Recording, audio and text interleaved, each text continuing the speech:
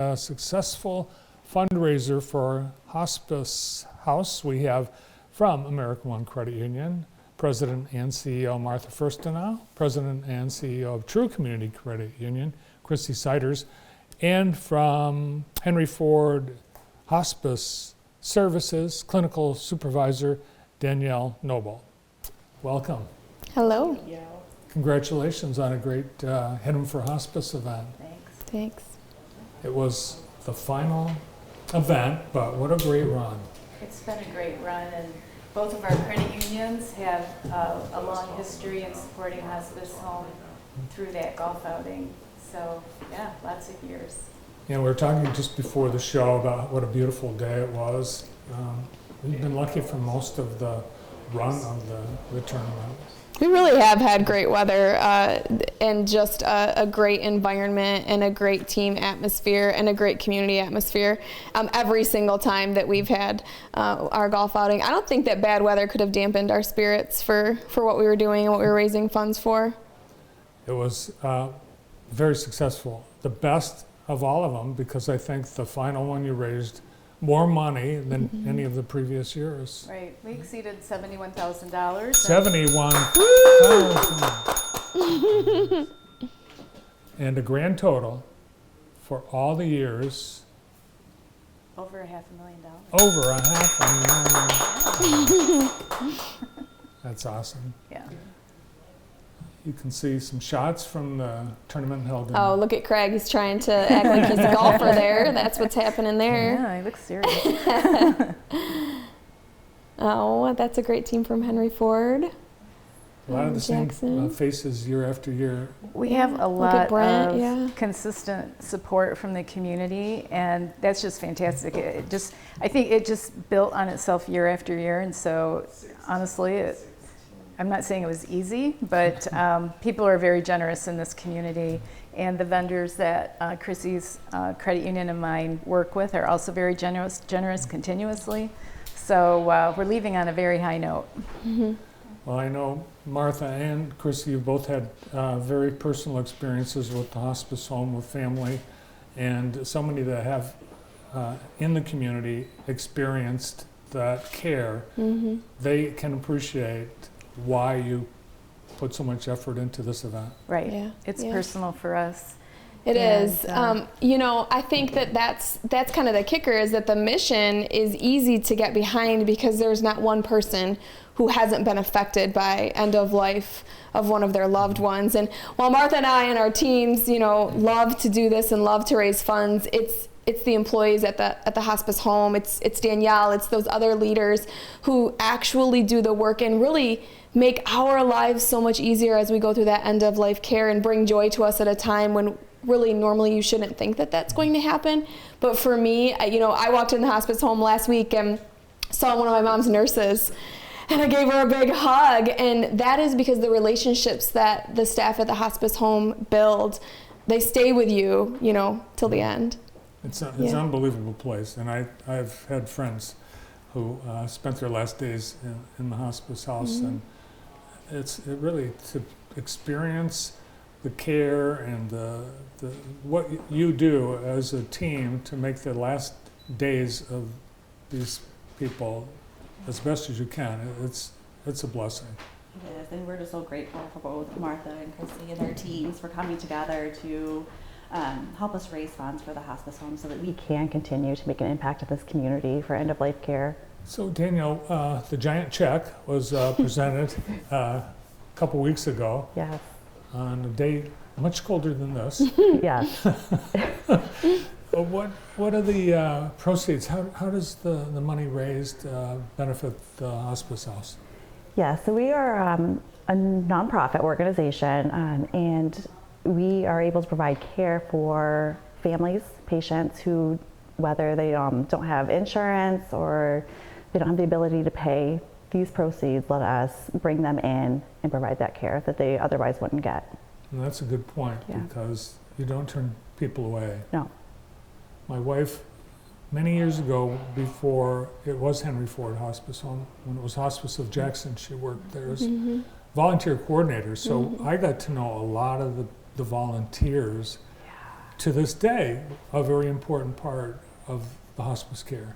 Absolutely. And, we actually just brought on a new volunteer coordinator, and we're looking to ramp up our volunteer efforts at the hospice residence as well. That's just another way to get back in the community. We mentioned earlier that this was the last Hidden for Hospice, but not the last fundraising. What's up your sleeve? You know, Lights of Love has been a fundraising effort that's been around for a number of years. And we decided to kind of consolidate our efforts to that event. And one of the reasons is because, well, golf outing it's fun for golfers, but you have, 36 teams or whatever. It only affects so many people. The Lights of Love event has the potential of really making a difference for everyone. So when you're thinking about making a donation at the Lights of Love event, we're thinking about who do you want to honor, who do you want to remember. It could be even a pet, or something that sparked love for you. Could be a colleague, So I think that just expands the opportunities for people to get involved. Yeah, and the Lights of Love began with the lighting of the trees in front of Henry Ford Jackson Hospital. But as you know, because you drive by it every day, there's no trees. We're going to light something. We'll all have lights. Yes. Part of that event that's really neat, though, too, is that there is an event, the evening of December 7th, where you go to the lobby of the hospital, and there's just a moment of time where we get to come together as a community and honor our loved ones with their names being on a scroll. And yes, there's a lighting of trees that are no longer there, and we'll figure all that out. But it's also about bringing people together under that one common, denominator for us. And so I actually like the event more than even just knowing that regularly I can go by and see that, or see my mom and dad's names, on a scroll. For us, I think the ability to actually impact and touch more people's lives through being able to gain more donations by, broadening our reach to, whether it be our members, whether it be the businesses that we do business with and partner with, whether it be our own employees on a completely different way. There actually is more ability to what Martha said, to reach more people, which we hope will generate, more donations. And our teams are phenomenal for switching quickly from, golf outing to Lights of Love, which is coming up December 7th. And so just over a month. Yeah, they're working hard. They're, you'll see events in our branches, to raise funds, and other places. Martha, you're the board chair of Henry Ford Jackson.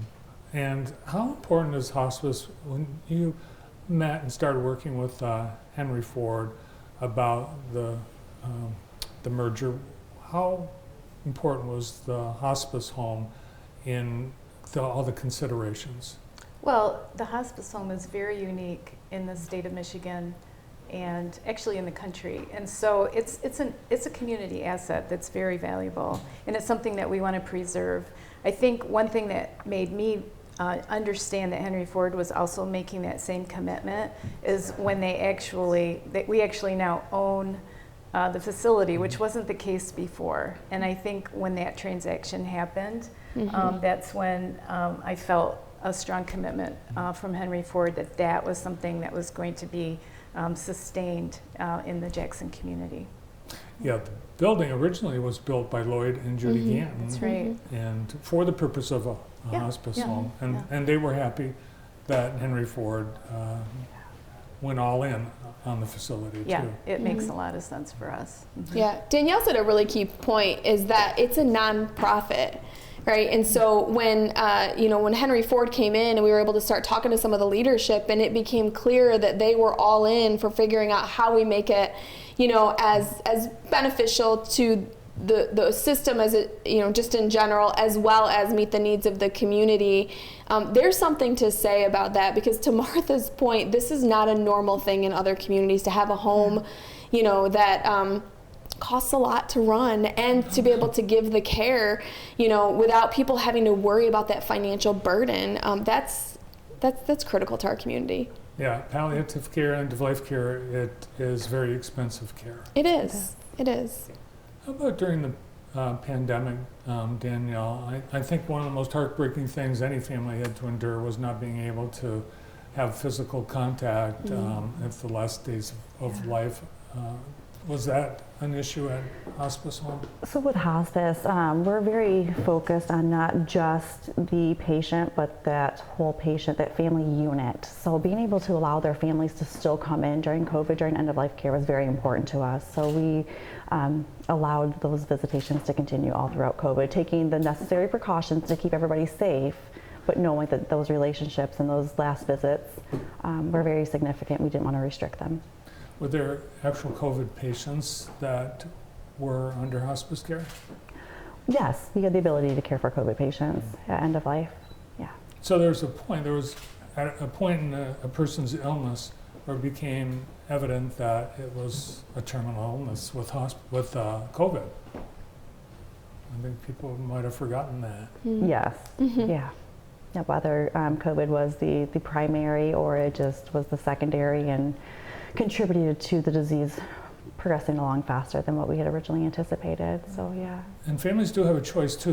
They can receive hospice care and remain in their homes. Absolutely. Yes. So if that's their wish, we want to provide care in their homes with the services that we can give them to honor that and let them pass away there.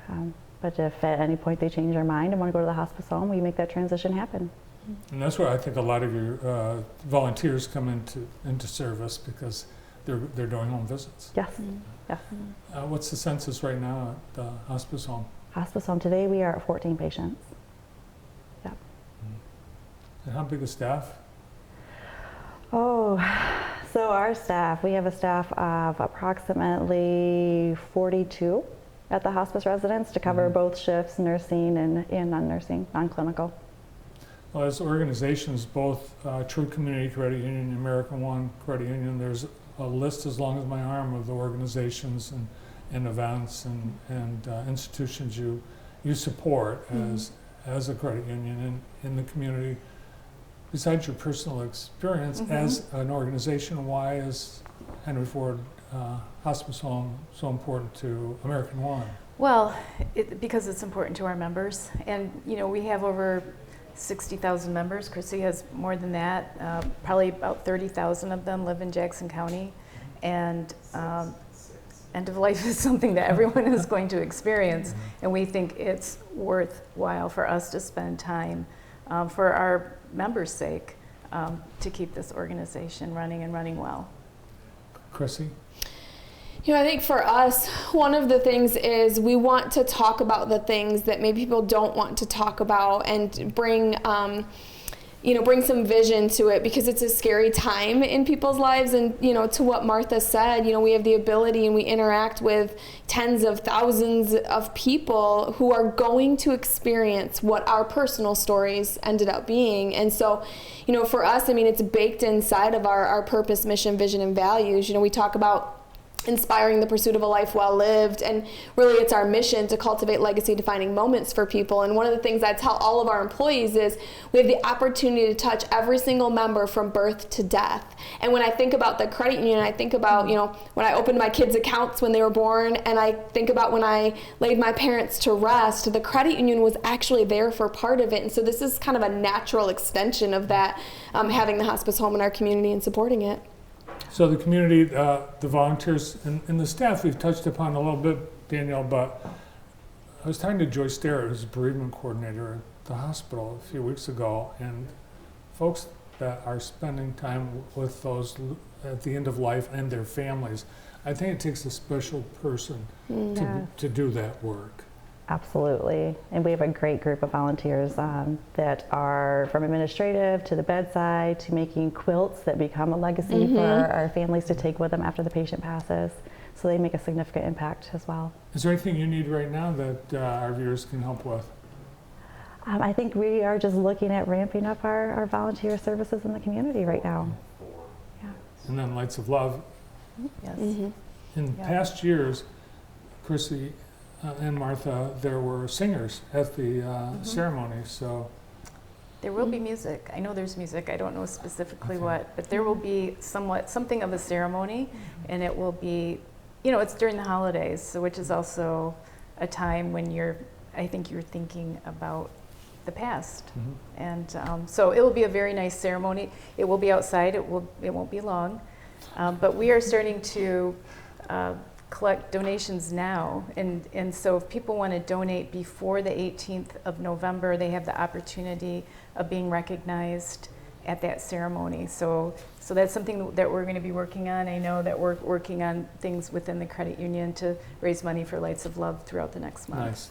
And I think you mentioned the honor roll. There's permanent for those donors. There's a scroll where their loved ones' names, you can find them online, and they also typically would do a scroll at the event or in the lobby of the hospital during the time that it stays open for. So yeah, you can see your loved one's name and have an opportunity to just reflect. You know, as Martha said, it's the holidays, and we all know that the holidays without family or friends that we always had can be a little bit more challenging than the normal day to day. And so that's one of the reasons why I love the timing of the event, because we love to see that we can carve out very specific moments for people during that time of year. Great. While we have you both here, check in on the fall and leading up to holiday plans at the credit union. What's new at American One? Well, it's not super new, but we're having a car sale. Big surprise. But one of the things that we're doing to raise money for Lights of Love at the car sale is it's called You Drive, They Thrive. So every time someone test drives a vehicle, the credit union will donate money to Lights of Love. Oh, cool. So November 16th through the 19th. Yeah. Yeah. And where would that be at? That's at it's at Keeley Park, Okay. American One Event Center. We found out at the trunk or treat earlier this week that thousands of people can be there at once. Yes. We know about that. Super thankful for that space, because we haven't had that. I mean, it's perfect. We haven't had that in town to be able to gather people like that, and it's perfect. Yeah, because the parking. I mean, there's tons of parking, Yes. and then all that. Yeah, my free daughter's space. wedding reception was there. It was fabulous. Yeah, it's a perfect venue for Yeah, our it's community. awesome. The American One Event Center is awesome. And we always, I think, as a community, wondered what's going to be the old American One Event Center. It is now Keeley Center. Okay. So they have a name Excellent. on the your former building. Right. Great. All right, how about what's happening at? We just launched our digital refresh, which I know, was. I have some comments. Do you have some about that. questions for me? It's okay. Let's take those offline, Bart. It's actually going incredibly well. The new mobile app and the digital or the desktop solution are great. And we're hearing actually really good feedback from our members on it. Certainly, with any change, comes some challenges. We have our normal holiday loans that are always incredibly popular, and we're continuing to work on building our new Parnell Road branch. The steel structure is up, and so they're hoping to kind of button it up so that they can work on the inside during the winter. Great. Yeah. Nice to see all three of you. Good to Thank see you Thank too. you. And congratulations on the success of this long-running fundraiser. It's amazing. $500,000. Yeah, thank you. All right, well, we have big expectations for Lights of Love. Excellent. From True Community Credit Union, President and CEO Chrissy Siders, President and CEO of American One Credit Union Martha Firstenau, and Clinical Supervisor at Henry Ford Health Hospice Services Danielle Noble.